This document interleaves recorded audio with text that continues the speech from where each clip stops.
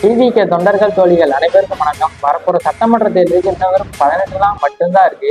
நம்ம தலைவரை எப்படியாவது சிஎம் ஆகணும். அதுக்காக தாவேகா தொண்டர்கள் அனைவரும் உங்களால முடிஞ்ச அளவுக்கு எவ்வளவு ஓட்டு சேகரிக்க முடியுமோ அவ்வளவு ஓட்டு சீக்கிரமா சேகரிங்க. இன்னொரு முக்கியமான விஷயம் என்னன்னா, மக்கள்கிட்ட போய் கருத்து கணிப்பெடுக்கும் போது நீங்க யாருக்கு ஓட்டு போடுவீங்கன்னு கேட்டா ஆண்ட கட்சிக்கு ஆளுங்கட்சிக்கு தான் போடுவேன் அப்படின்னு சொல்றத நிறைய பேர் பார்த்துருக்கீங்க. அவங்கள்ட்டலாம் போய் தொண்டராகிய நீங்கள் தான் புரிய வைக்கணும். இந்த மாதிரி அவங்க ஆட்சியில இருந்தப்ப இவ்வளவு மரம் நடந்திருக்கு, இவ்வளவு பாலியல் துன்புறுத்தல் நடந்திருக்கு, இதுக்கெல்லாம் அவங்க எந்த நடவடிக்கையும் எடுக்கல அப்படின்னு சொல்லி புரிய வச்சு மறக்காம மக்களுக்கு ஓட்டு போடாதீங்க.